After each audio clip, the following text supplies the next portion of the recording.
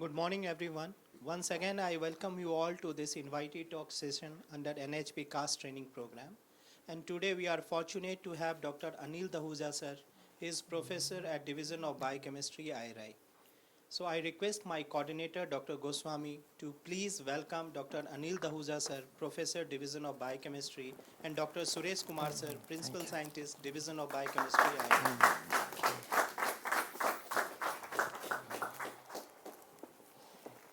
Now I request Dr. Suresh Kumar, sir, to please introduce today's speaker.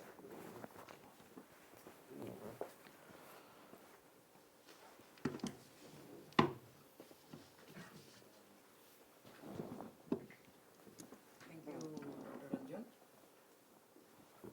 So it's my pleasure to introduce Dr. Dahuja, principal scientist in this division, and born in 1973. He started his higher education from Punjab University, Chandigarh, followed by his MSc and PhD from Kurukshetra University, Kurukshetra. And he completed his PhD program in 2009. Of course, he joined this division somewhere in 1997, and since then he is still there in this division, serving as senior scientist, principal scientist, and currently as professor, taking care of all those students related activities in this division. And he resumed this charge of professorship in this year. And throughout his career in this division, he has been working on different phytonutrients. And of course, I can say he is the only scientist who is taking care of biochemical aspects, particularly of nutrients in this division, in addition to molecular biology work, where most of the other scientists are shifted to molecular biology work, but he is still continuing, at least taking care of biochemical work, as the division is biochemistry. And currently he is working on nano immobilization of enzymes, particularly for improving bioavailability of nutrients, and with special respect to soybean seeds, so that soybean is the wonder crop, but the nutrients available in soybean is having little bit because of some anti-quality factor and other things, some issues are there. So how those things can be minimized, or they can be removed. And Dr. Dahuja is having more than 20 years of teaching experience, and he has organized several training programs. One of them is this one, and regularly he has been involved in CAFT training programs. And not only that, he has guided so many MSc and PhD students. And then there are large number of publications in his credit, more than 68 publications with varying impact factor and NAS rating. He has got several awards. Some of them I can mention is Young Scientist Award and IRI Gold Best Teacher Award. And among the students he has guided, they have received, and that again reflects caliber, capability of the guide. And his student has got very prestigious awards like Jawaharlal Nehru Award, IRI Gold Medal, and Prime Minister Fellowships. Today we are going to listen him, and that his topic is bioavailability. How can we improve? What should be our strategies and approaches for making micro and phytonutrients bioavailable for us? Okay, and then I invite Dr. Dahuja, and I believe that his lecture will be very, very useful for you, as we know that micronutrients inavailability or less availability of micronutrients and causing so many diseases. One of the example is anemia, bioavailability of nitrogen. So I invite him to deliver the lecture. Thank you.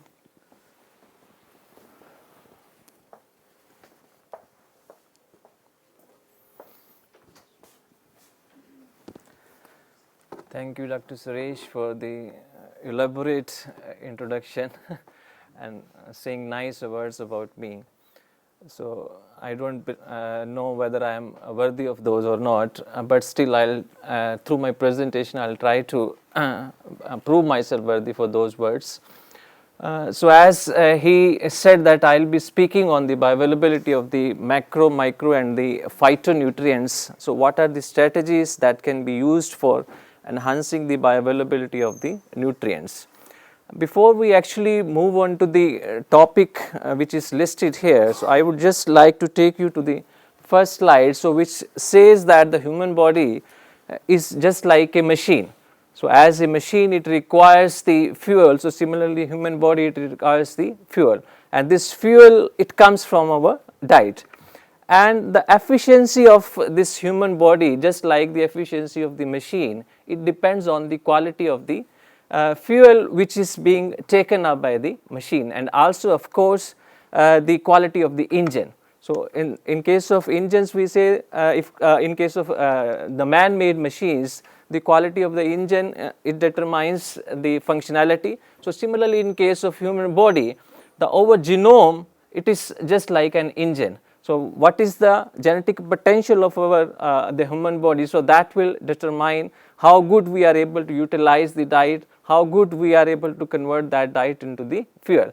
But here I have put the word genomes, not the single genome. So that means some other genome it is also contributing towards the conversion of the diet into the fuel, and that other genome it is the gut microbiome, because our gut microbiome it has a great contribution as well as the processing of the diet is concerned, the metabolism of the various nutrients it is concerned. So the generation of the fuel it will depend upon our own genetic potential as well as the microbiome present in our gut.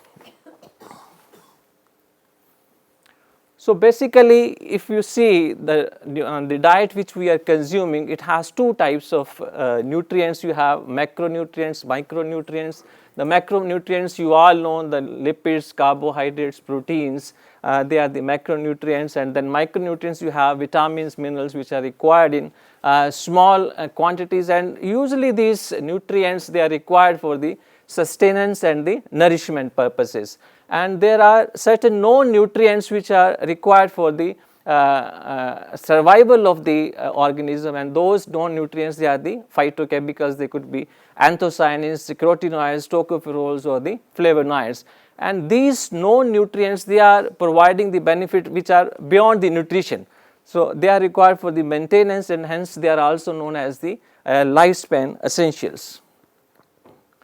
So as we see in these slides, over the dietary choices it has changed over the years. Now this is how the evolution of the diet it has taken place. So initially we were just concentrating on having the adequate nutrition, and that's why the diet it was mainly containing the carbohydrates, proteins, fats and vitamins and the minerals. But now the people they are becoming more and more aware about the benefits of the diet which are beyond the nutrition, which are contributed by the phytonutrients or the phytochemicals. So that's why the people now they want to have more and more of the bioactive components in their diet, and those foods which are containing these bioactive components they are known as the functional foods, and they are providing many health benefits to the organism. So it could be the promotion of the health, it could be the prevention of the disease.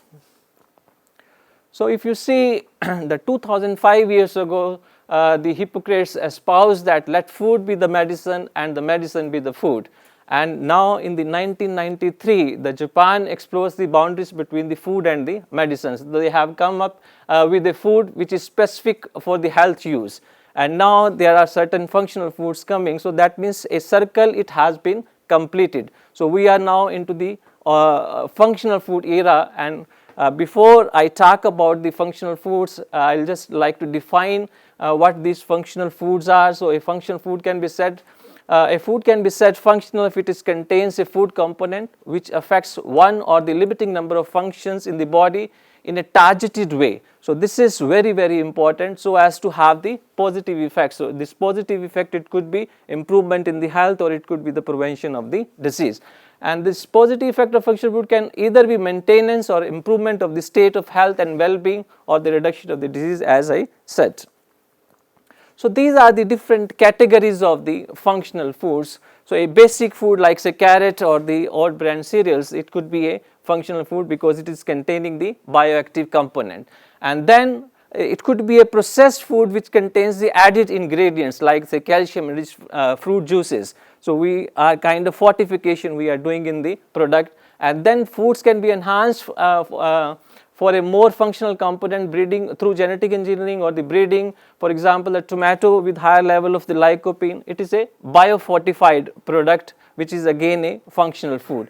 And then sometimes what we do is we take up the bioactive component from the food and then we sell it like the nutraceutical. So, this is the fourth category of the functional foods, and these are the few bioactive components which are present in the various foods ranging from the oryzanol which is present in the rice bran oil, and then resveratrol which is present in the grape wine, and isoflavonoids which we discussed in the practical 2 days back, that is present in the soya bean, and green tea, it is containing flavonoids like catechin. So, this is how the phytochemicals they prevent the diseases. It could be because of the antioxidant activity, because of the regulation of the steroid hormone metabolism, regulation of the estrogen metabolism, or prevention of the DNA binding. So, and this way the functional food components they are preventing the occurrence of the disease. But there are many deficiency as far as the nutraceutical research it is concerned, because the yield of the bioactive components present in this functional food, it is very, very less.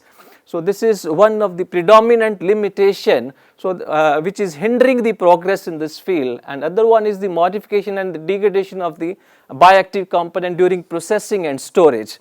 And third one which we will be discussing in today's lecture, that is the reduced bioavailability of the bioactive components, and of course you have the hindrances in the delivery of the active forms of the bioactives and followed by the lack of convincing scientific proof.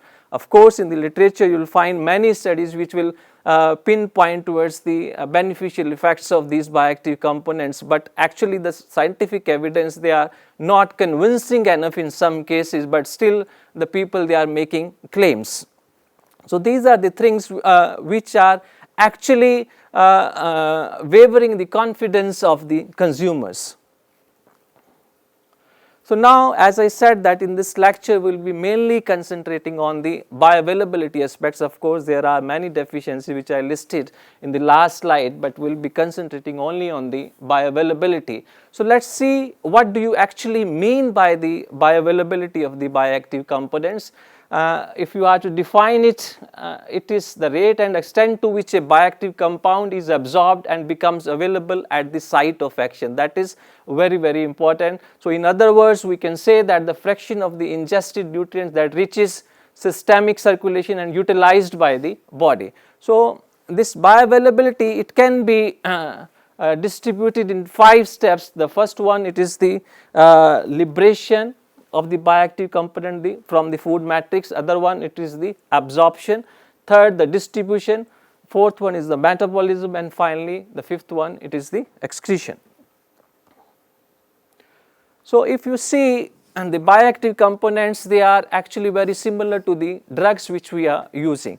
Of course, for the drugs we have a classification 4 types of drugs they are available, the type 1, type 2, type 3 and type 4, depending upon their solubility and the permeability.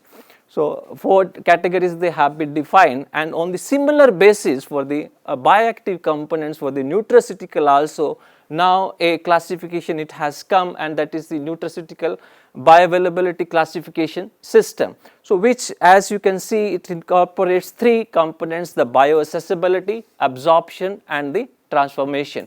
The bioaccessibility, it in turn depends upon three other factors: liberation, solubilization, interactions. We will discuss in detail one by one, and then absorption, it depends upon these other 5 parameters. So, these are the subtypes of this classification system. And the overall bioavailability of, say, I will take the example of the curcumin, which is very important bioactive molecule present, that is a lipophilic nutraceutical. So, this is how we represent it, B, A and T, and here the negative and the positive signs, they are actually representing if a particular factor it is non-limiting. So, we use the sign positive, and if it is limiting, we use the sign negative. So, in this case you can see that the B means the bioaccessibility, A means absorption, and T means the transformation. So, if in case of curcumin the bioaccessibility it is negative, that means it is a limiting factor. Absorption, it is not a limiting factor, that is why we have used the sign positive. And transformation, it is again negative, because this curcumin it gets chemically modified, chemically metabolized. So, that means M here means the metabolism and C means the chemical degradation. So, this is how we actually represents the bioavailability of a particular bioactive component. And then this is how we measure actually the bioavailability in terms of various parameters. These parameters, they could be Cmax, Tmax, T half and the area under the curve. So, what these actually mean, the Cmax, it is the maximum concentration which is achieved. If you consume a particular food, and then what is the maximum concentration of the bioactive component which comes in the blood. So, this we measure that, and then the Tmax is what is the time required for this Cmax to be achieved. So, if you require less time for the achievement of the Cmax, that means the bioavailability of the component it is more. And then the T half is the time required for the clearance of the bioactive molecule to its half the concentration. So, that is the T half. So, if T half is less, that means the bioactive component it is being eliminated from the system very quickly. So, these are the different factors which are affecting the bioavailability, as we have discussed in the previous slide as well. The bioaccessibility, which in turn depends upon the liberation and the solubilization. So, you all must be knowing that these bioactive components, they are actually entangled in the food matrix. You take any example, whether of the polyphenols or the carotenoids, so they will be entangled in the dietary fiber. Now, even people, they are started realizing that the dietary fibers, they are nothing but they are the delivery vehicles for the phytochemicals. The actual beneficial effects, they are associated with the phytochemicals. The dietary fibers, they are just acting as the driving vehicles for transferring the phytochemicals and for providing the requisite nutrition. So, the bioaccessibility, that means it is very, very important. If you want the molecule to be bioaccessible, you first have to liberate it from the food matrix by breaking all those linkages with the other components present in the food.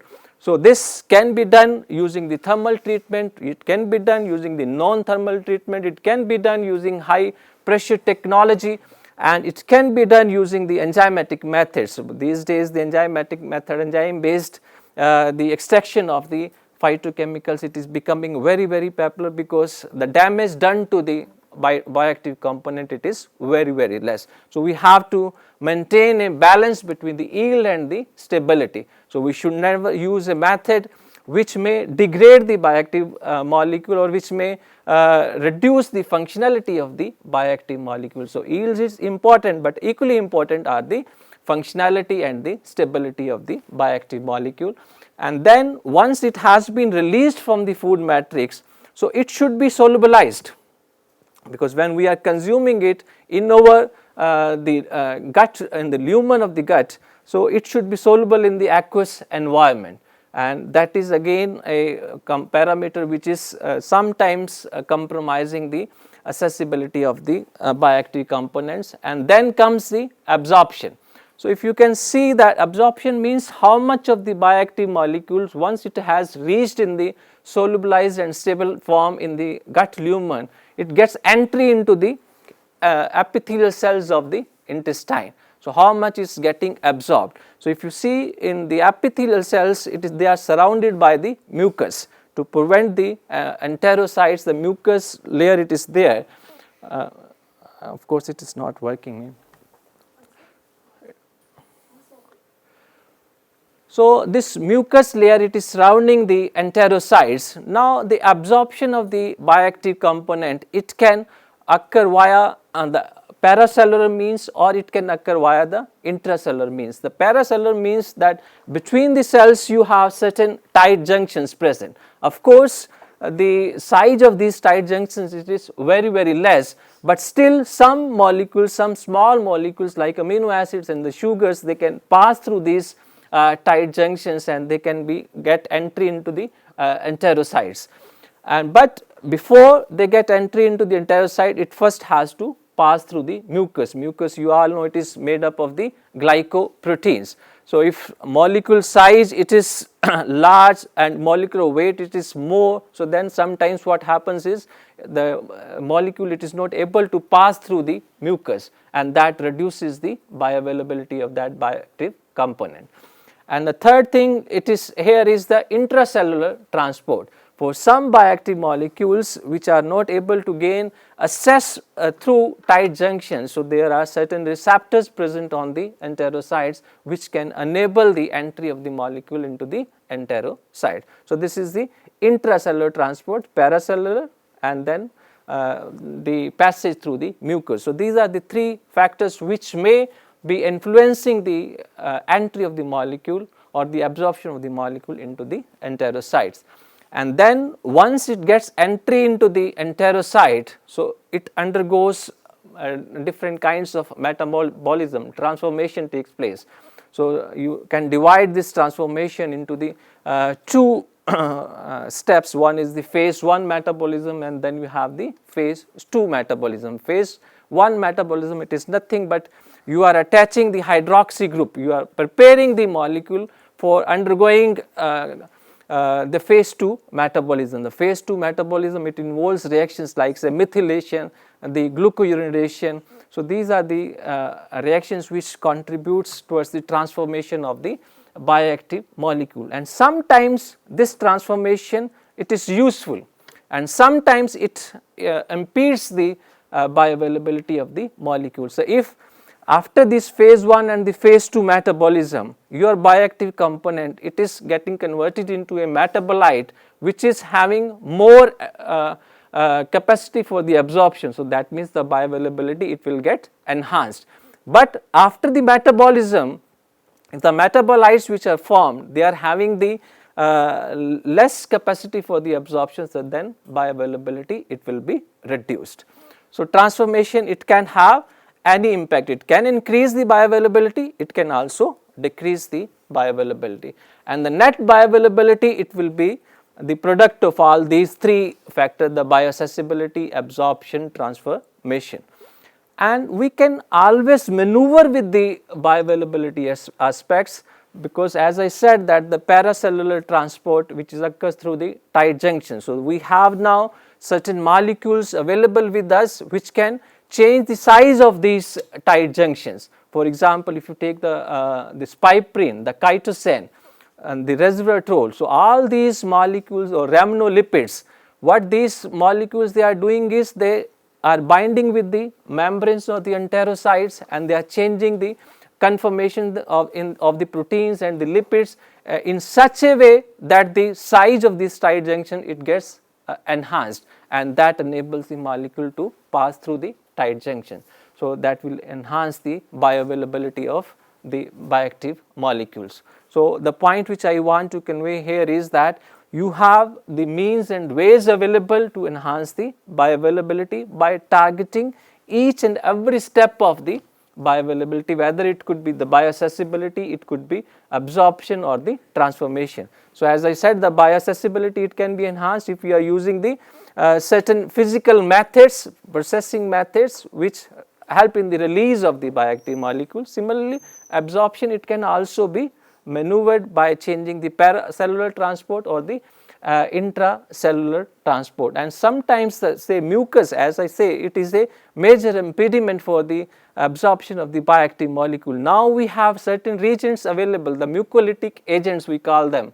So these mucolytic agents, what they do is they will just loosen up the mucus, and that will allow the entry of the bioactive molecules. For example, the bromelain, the papain enzyme. So both these enzymes, they are actually helping in the softening up of the mucus, so that will enhance the bioavailability.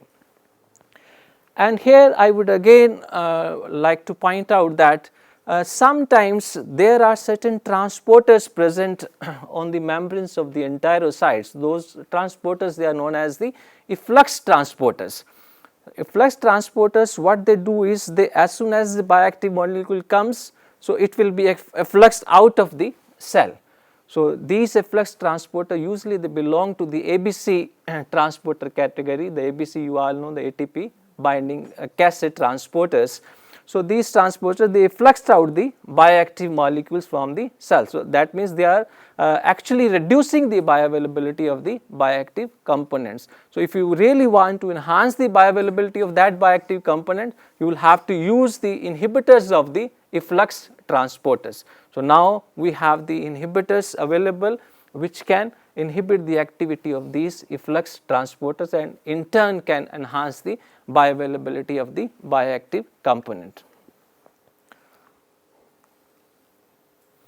So discussing these parameters one by one, the bioaccessibility, as I said, it is a fraction of the compound which is released from the food matrix in the gastrointestinal lumen and thereby made available for the intestinal absorption.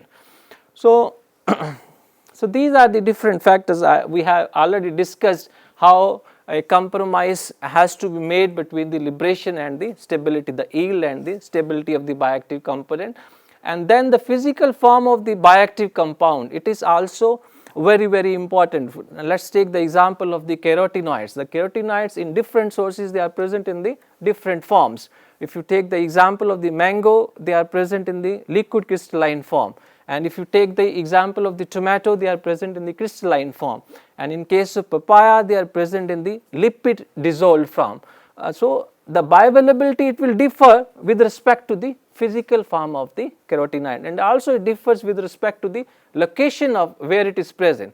For example, in some crop species, the carotenoids, they are present in the chromoplast. In some crop species, they are having the different localization. So where the localization and the physical form, it has a great influence on the bioavailability of the carotenoids. And then the choice of the processing method, so it should have the minimal damage on the bioactive component. And sometimes there is interdependence, because the food which we are eating, it is not only containing one bioactive component, and for that matter the other macromolecules as well.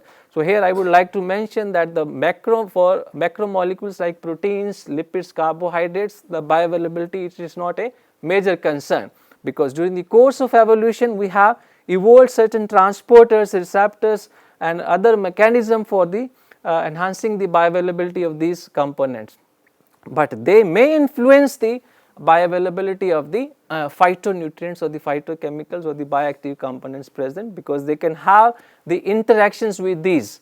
And similarly, the two phytochemicals, they can also interact with each other, and they can either enhance or reduce the bioavailability of each other. I will give the example of the purple and the red tomatoes. So in the red tomatoes, you know, lycopene, it is present, but in the purple tomatoes which have been developed through genetic manipulation procedures, so anthocyanins, they have been enhanced in these purple tomatoes, and it has been found that the bioavailability of lycopene, it gets enhanced in the purple tomatoes. So that means the anthocyanin, in some way they are enhancing the bioavailability of the carotenoids, because these anthocyanins, they are acting like a sacrificial molecule. So if any damage comes, it will first come to the anthocyanins, and damage will not be there for the carotenoids, and thereby the more carotenoids, they will be available for the bioavailability.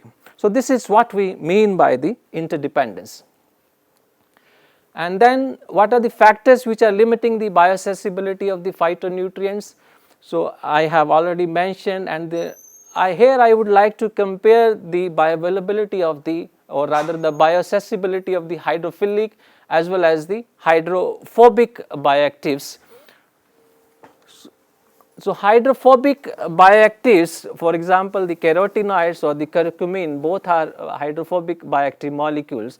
So, here the bioaccessibility, it will be more if you are taking a diet which is rich in the carotenoids along with the fats, because the fats, they will be enhancers of the bioavailability of the carotenoids, because fats, it can serve 4 purposes here. The first and the foremost is this fat, it could be helping in the elution or extraction of the carotenoids from the food matrix. The other one is, if you are consuming fat rich diet, so then your body will produce bile acids.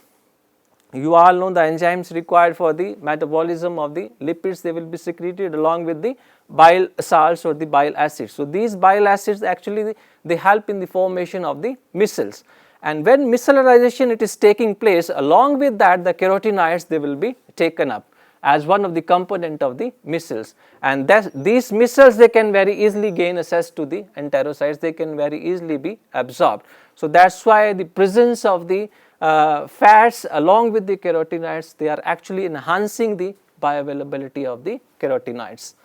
And then the interactions with the co-ingested molecules or the host molecules, for example, if you are taking proteins, many a times what happens, the proteins, you know, they are acting like the buffers. So, the pH of the stomach, it gets enhanced, so it is not acidic, and if it is not acidic, you know how good role the pH it is playing in the bioavailability of the different components. So, that is why the bioavailability of the other components gets compromised if you are taking a diet rich in the protein, because of the enhancement in the pH of the stomach. So, the next hurdle, as I said, it is the absorption. So, we have already discussed how mucus layer transport it affects, and then tight junctions, they allow certain molecules to pass through, and then the passive membrane transport which is taking place through membranes, and active membrane transport and efflux transporters. By inhibiting these efflux transporters, how we can enhance the bioavailability of the certain bioactive components. And then what are the factors determining absorption of a phytonutrients? The chemical structure of the bioactive component, it is very important. So, on that day, 2 days back, when we discussed about the isoflavones, so I said that these isoflavone molecules, they are present in the conjugated form. So, these conjugated forms, they have less bioavailability because of the more hydrophilicity as well as the higher molecular weight.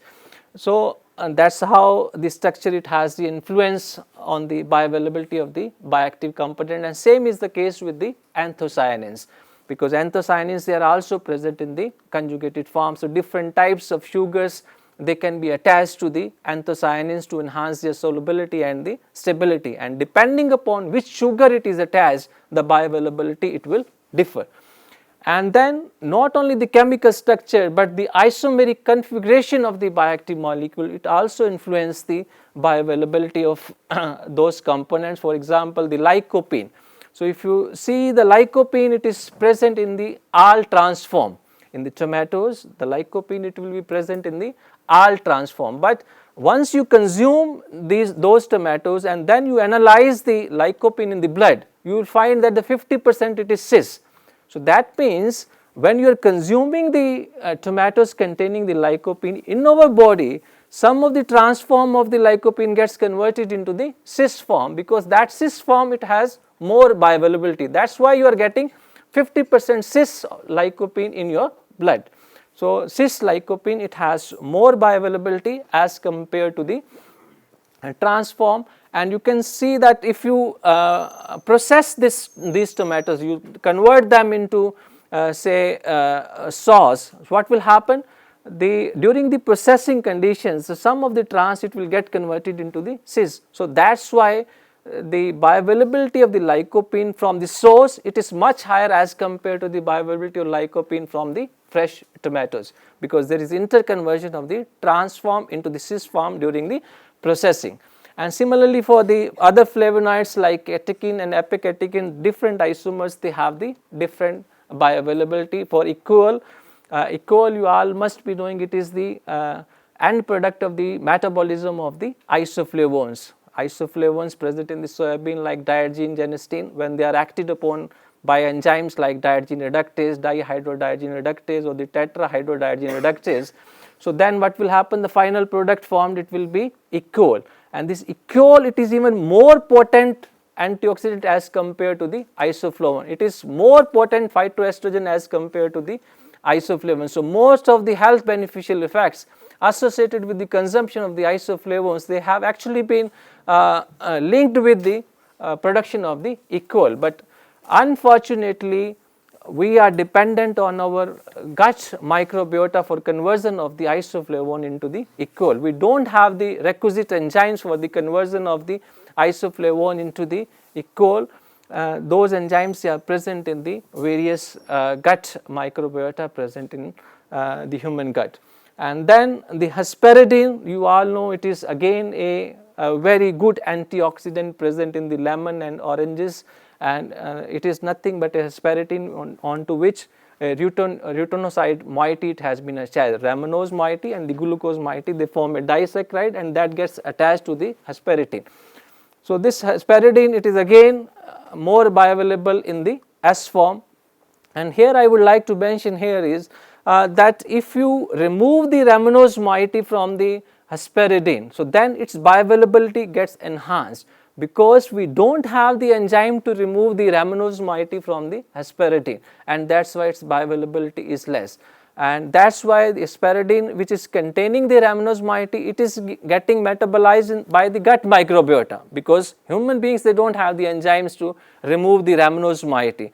Those enzymes, they are present in our gut microbiota. So that is why the metabolism, it is taking place in the colon. And then tocopherols, it was discussed before also, because in the tocopherols, you know, there are 3 chiral centers present, and because of the presence of these 3 chiral centers, you have different isomers, 8 isomers are there, 2 raised to power 3, that means 8 isomers will be there, but only out of 8, only 1, the triple R, it is the active tocopherol that is actually giving you the health beneficial effects. So that means if you are taking the synthetic tocopherols, you are getting 1/8 of the benefit. But this condition, it is not there for the tocotrienols. You all must be knowing the tocotrienols, they are just the counterparts of the tocopherols present in certain plant species, where the side chain, it is not saturated, but it is unsaturated. But because of this unsaturation, it has only 1 chiral center, and because of the presence of the 1 chiral center, it has only 2 isomers. So that means the bioavailability of the tocotrienols, it will be much more as compared to the tocopherols, because number of isomers, they are lesser. So then the transformation, how actually the transformation is taking place, as I discussed, the phase 1 and the phase 2 metabolism, so different reactions involved. And then coming to the role of the gut microbiota as far as the availability of the nutrients it is concerned. So as you all must be knowing that we live in a planet which is dominated by microorganisms. The human beings, they are just one island in the sea of the microorganisms. So if you look at the microorganisms present in our body, they outnumber the human cells by a factor of 10. And the number of genes contained in the gut microbiota, it is 150 times more than the number of genes present in the human beings. So this tells the importance of the gut microbiota, because the presence of these many microbes in the gut, it is not without any purpose. It is playing many useful roles. For example, it is involved in the metabolism of the dietary components. It is involved in the transformation of the xenobiotics, and it is involved in the metabolism of the bile acids. Why I have put it in bold is because the bile acids, they are the only transgenomic metabolites. You see the cholic acid or CDCA, they are found by the human genome. So they are encoded by the human genome. But these primary bile acids, then they are further converted into secondary bile acids by the enzymes which are encoded by the microbiota. So that is why I say that it is a only transgenomic metabolite because you require the assistance of the enzymes from two different genomes, the microbiome and then the human genome. So, these are the roles played by the gut microbiota. They enhances the immunity, they are involved in the production of vitamins, they help in the metabolism of the various bioactive molecules, but this is the role played by the good microbiota. But there are certain bad microbes also present in our gut which can lead to the development of the various diseases. So, we need to maintain the healthy balance between the good microbiota and the bad microbiota, and that in turn will depend upon our diet. So, if we are taking a diet which is rich in the dietary fiber, which is rich in the resistant starch, which contains more of the prebiotics, so then naturally these prebiotics, they will serve as the substrate for the growth of the good microbiota. So, if there is dysbiosis means if there is imbalance between the good and the bad microbiota, so then that will result in the development of the disease. So, this is how a balance it has to be maintained, and these are the major enzymes which are produced by the gut microbiota, the beta glycosidases and the beta glucuronidase. The glycosidases we have already discussed how they help in the conversion of the conjugated forms of the metabolites into the free forms, and these free forms then they become more bioavailable because they have more access for the absorption. And then beta glucuronidase, as I said, after the phase 2 metabolism, some glucuronyl moieties, they are attached to the bioactive components, and if these enzymes they remove those glucuronyl moieties from the bioactive components, and then they can provide their beneficial effect.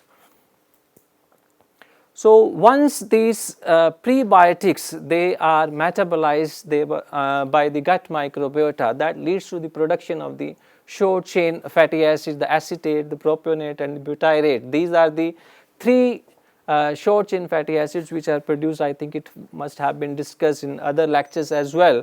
Butyrate, it is the healthy metabolites, the maximum concentration of the butyrate, it is responsible for the harvesting of the energy, because these short chain fatty acids they provide competency for harvesting more energy from the diet, because otherwise some of the dietary components they will be just removed from the system without providing any energy. But these short chain fatty acids, butyrate, which are formed by the action of microbiota on those components, they enable the more harvesting of the energy from the diet. And similarly the acetate and the propionate, the acetate, it is a very good signaling molecule. Even these short chain fatty acid, now it has been found that they have the ability to change the gene expression, because they are acting upon the enzyme like histone deacetylases. They are also involved in the production of various molecules like say glucagon like protein, the GLP, and the various incretin hormone. So, these hormones which are controlling the appetite, they are also influenced by the production of the short chain fatty acids like acetate, propionate and the butyrate. Of course, the signaling role, it is more associated with the acetate, and acetate, I would like to tell you, it is unique in the sense that it can cross the blood brain barrier also, the BBB, blood brain barrier, which allows the transport of the molecule towards the brain. So, this is one molecule which can have influence on the functioning of the brains as well, because there are certain receptors present in the brain, especially for the leptin hormone which controls the appetite. So, it has receptors on the hypothalamus of the brain, and the secretion of the leptin, it is influenced by the presence of the acetate. And this is how the prebiotics they control the activity of the gut microbiota. And then there are certain inhibitors of the nutrient bioavailability. You all must be knowing about the phytic acid, how it influences the bioavailability of the metal ions like iron, zinc and the calcium, because it just like the EDTA, it will chelate those metal ions and thereby reducing their bioavailabilities. And similarly, the oxalates,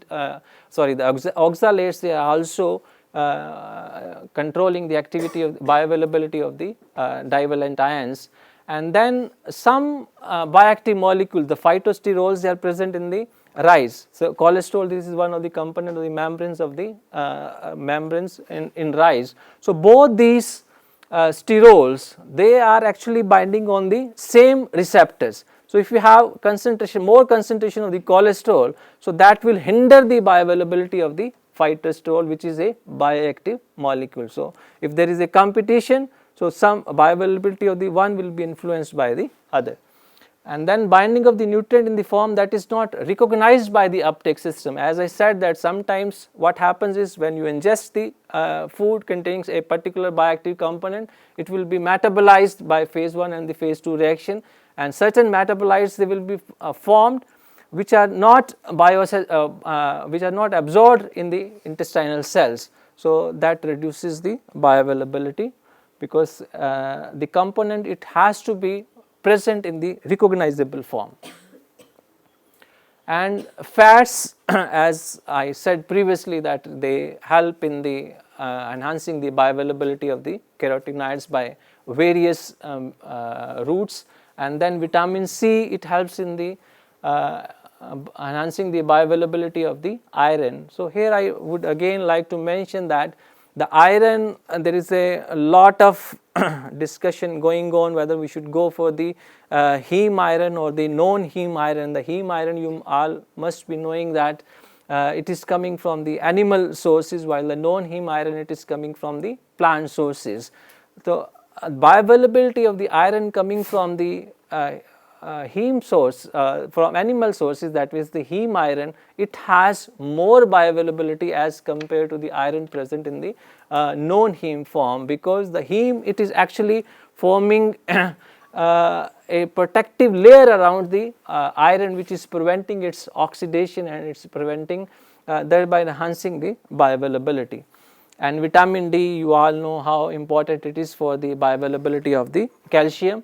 And then certain host factors, they also influence the bioavailability. For example, the intrinsic factor, the glycoprotein, which is involved in the bioavailability of the vitamin B12, and then nutrient status and the physiological state of the host, it also has influence on the bioavailability. So this is the work which we are doing in our lab. So how the conjugated forms of the isoflavones, they get converted into the free forms using the beta glucosidase, which is produced by the gut microbiota, and then further it is metabolized into the acetyl, which is having a structural similarity with the phytoestrogen hormones. You are must be knowing the importance of the phytoestrogen hormone, because these days the menopausal women, they are really experiencing the side effects of the hormone replacement therapy, because they have to take the estrogen hormones, which are synthetic and which are having many side effects. So people, they are looking for substitute for the estrogen hormone,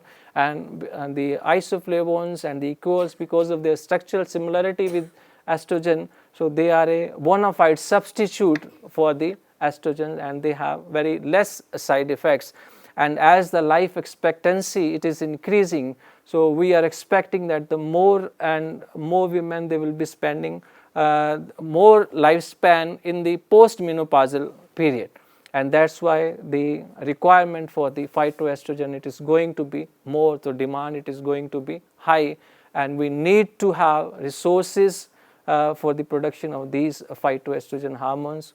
The only source available with us at present, they are the legumes, and soybean, it is the richest source of the these isoflavones.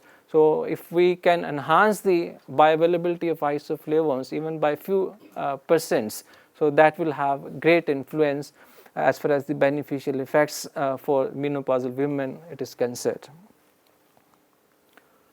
So I will give you one example of the carotenoid bioavailability, because carotenoid, as you know, it is mainly added in different products as a color agent, and not only as a color agent, but it has many antioxidant antioxidative properties associated with it. So that is providing the dual benefit, the benefit of the color as well as the benefit of the antioxidant potential. So these are the few properties associated with the carotenoids, and you all know that the carotenoids, once they are acted upon by an enzyme which will split it from the middle, it will result in the formation of the retinol, which is having the properties of the provitamin A, rather vitamin A. And then health promoting activities I have just listed out. They are the good inhibitor of the lipoxygenase activity.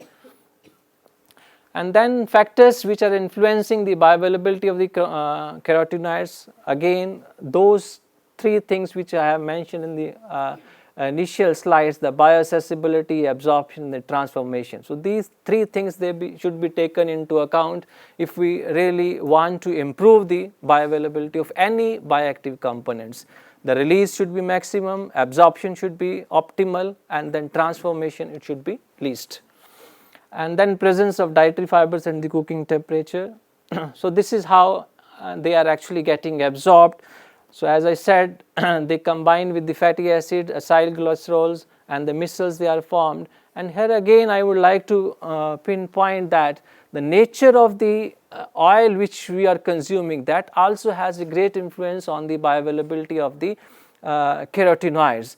So if you are taking more of the long chain saturated fatty acids, so that will facilitate the formation of the micelles, and that will enhance the bioavailability of the carotenoids. But if you are taking short chain or the medium chain fatty acids in your diet, so that will not have any influence on the bioavailability, because the micellar structure which will be formed, they will have very small size. The carotenoids, because of their bigger size, they will not be able to accommodate in those micelles, and that is why you will have nil influence on the bioavailability of the carotenoids if you are taking a diet which is rich in the short and medium chain fatty acid. And even the particle size of the oil, it also has the influence. It has been found that if you take the oils which are having small particle size, so that the surface area it is more, so the binding of the lipase it is more, so that is why you have more production of the fatty acids as well as the bile acids. So that will enable the formation of the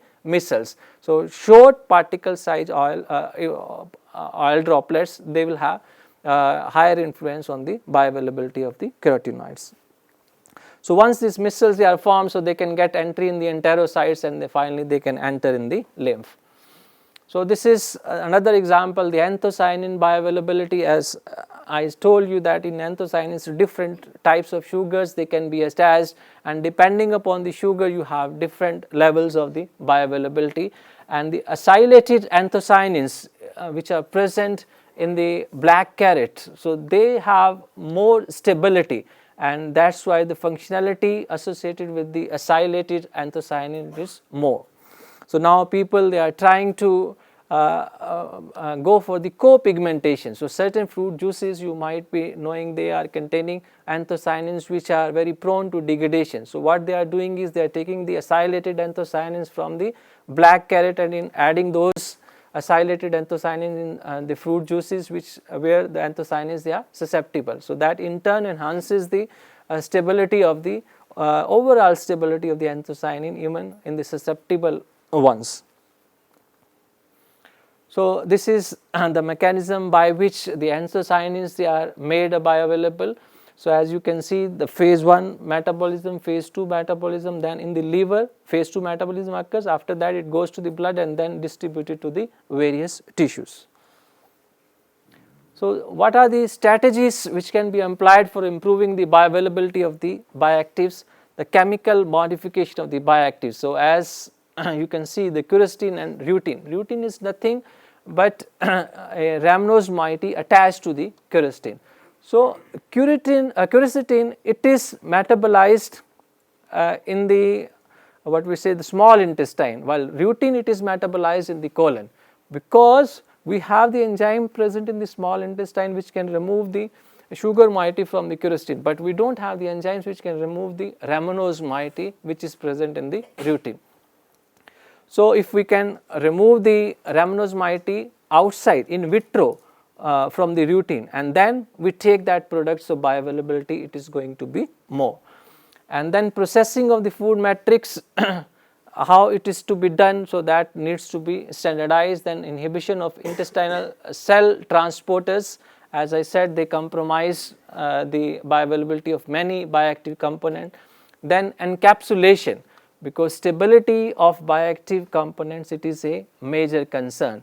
So when you are taking up, so many a times before they actually reach to the site of the action, they get degraded by various enzymes or the other components present in our system. So that's why we need to encapsulate these bioactive components. We need to develop certain emulsion, the excipient foods, where the stability of these bioactive components it is more. And then designing of certain colloidal system, especially for the hydrophobic bioactive components. And the use of nanotechnology, it is a new thing which is coming up, and we have also started some work in this. The beta glucosidase, which we have isolated from the lactobacillus, now we are going for the nano immobilization of that enzyme, and we are expecting that if we add these nano immobilized enzyme in the various soya products, so the conversion of the conjugated form of isoflavones into the free isoforms, it will be more, and hence that bioavailability it will be more. Because when you are converting any molecule to the nano size, the surface area you are enhancing, and that the absorption process it will automatically gets enhanced if your particle size is less and the surface area it is more. And then what are the delivery vehicles which are available with us, which can enhance the bioavailability of these bioactives? We have lipid and surfactant based, which are required for the lipophilic bioactives. They could be liposomes, neosomes. Neosomes, they are the new things coming up now, because the good thing about these neosomes is that you can go for the co-encapsulation. So earlier we were having the delivery vehicles which are specific for a particular type, whether hydrophilic or the hydrophobic. But in neosomes, which are nothing but they are the polymer of the certain surfactants. So here we can incorporate both a hydrophilic as well as the hydrophobic bioactive component in the neosomes. So in the inner side you can have hydrophobic, outer side you can have the hydrophilic.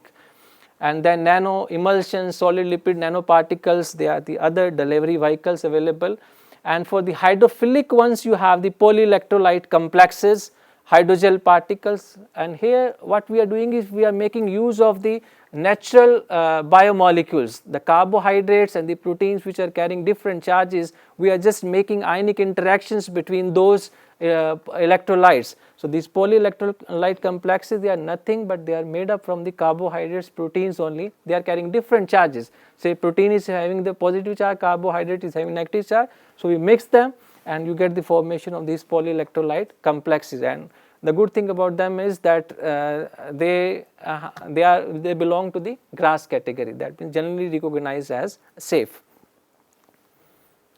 So what should be the desirable characteristics of our delivery system? So as mentioned here in the slides, they should be food grade, and they should be compatible with our food system, and the control release should be there. That is very, very important, because if there is a burst release, so then it may have the negative impact, because you know that it is not the beneficial effects of the bioactive components, they are concentration dependent. So some bioactive molecules, they may be having the positive health effects only at the lower concentration, but when the concentration it is high, so the negative impact comes into the picture. So the control release, it is very, very important, and that's why the bioavailability studies, they are more important, because if we want to go for the recommendations as far as the dosage is concerned, so then we should know what is the concentration which is being made bioavailable to the body. So only then we can go for the recommendations, and how these things they are released, so that is very, very important. And then of course the loading capacity, it should be more, because we can transfer more of the bioactive molecules. And then what are the strategies to improve the absorption of the bioactives? One, we have already discussed about the mucolytics. The mucolytics, what they do is they will soften the mucus layers by degrading the glycoproteins. And bromelain, papain and N-acetylcysteine. N-acetylcysteine, it is a very known antioxidant which breaks the disulfide linkages which are holding various proteins in the mucus layers. So, by breaking those disulfide linkages, it softens the mucus layer.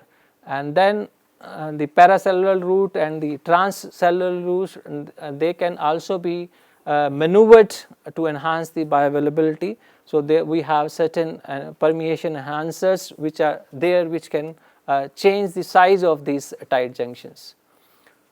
To conclude, that the functional foods and nutraceuticals offer the opportunity to prevent onset and escalation of lifestyle associated diseases, but the limitation at present, it is about the delivery vehicles.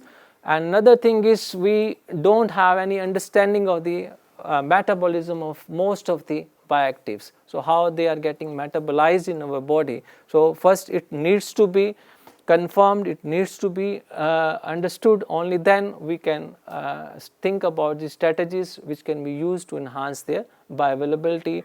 And in vitro and in vivo models for preclinical research, that is another the need of the hour, because we need to have certain organs on chips which can mimic the physiological conditions. What are the interactions taking place inside the tissues. So, if we have those kinds of things available in vitro, so then the data created in vitro condition, it can be translated to the in vivo one.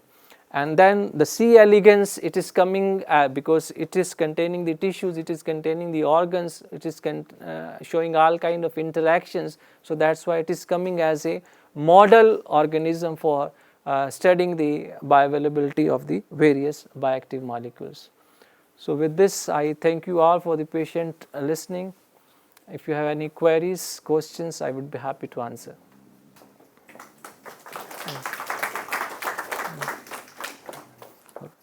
So, since we have short of time, so I request only one question from the audience.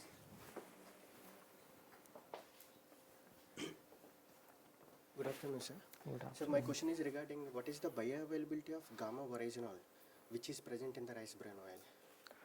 The gamma oryzanol, as like carotenoids, it is a lipophilic bioactive components, and all those things which we have discussed for the carotenoids, they will be applicable for the bioavailability of the gamma oryzanol as well. And again, I am telling you that gamma oryzanol, if you are taking a diet rich in the gamma oryzanol, you should take along with that the fats, because fats, they will have great influence on their bioavailability. Naturally, if you see their bioavailability, it will be less, but by taking fats along with the gamma oryzanol, the bioavailability, it can be enhanced. Generally, they are taking from the brown rice, but in case of pigmented rice, when compared to the normal brown one, which one will be the better one? The pigmented one, because we have discussed one example of the purple tomatoes and the red tomatoes. So, there I mentioned that the anthocyanins, they are actually enhancing the bioavailability of the carotenoids. So, similarly here, because if you see, compare the vitamin C and vitamin E, in long back we did one study in the soybean where we found that vitamin C, it is acting as a secondary antioxidant, and vitamin E, it is acting as a primary antioxidant. So, same is the case here. So, if you have pigmented rice, you will have more of the anthocyanin in that along with the gamma oryzanol. So, these anthocyanins, because they are antioxidant molecules, so they will prevent the oxidation of the gamma oryzanol, which is unsaturated one, and that will enhance the stability of the gamma oryzanol, and that in turn will be responsible for the enhanced bioavailability of gamma oryzanol in pigmented rice. Thank you, sir. So, presence of good nutritional quality in any food commodity is not enough unless it is bioavailable to the body. And you all agree that sir has very nicely explained about the bioavailability of macro and micronutrients, then effect of microbiota in nutritional bioavailability, then role of prebiotics and probiotics, and then enhancer, inhibitor, lot of things he has covered very nicely. So thank you, sir, for giving such a nice Thank you very talk. much. Now I request the coordinator, Dr. R.R. Kumar, to please felicitate sir with memento. It's always Thank you. Thank you, sir. It's always pride to felicitate your teacher, right? And really I'm feeling a pride. And one thing I'll add, very few of you might be knowing that sir got best IRI teacher award also. And you all are participating the way he presented. Really it's appreciable. Thank you, sir. Thanks for coming and presenting it. So it is always a good thing to be felicitated by the student. So again, I am proud. Thank you all. Oh, that's it. Okay. Welcome.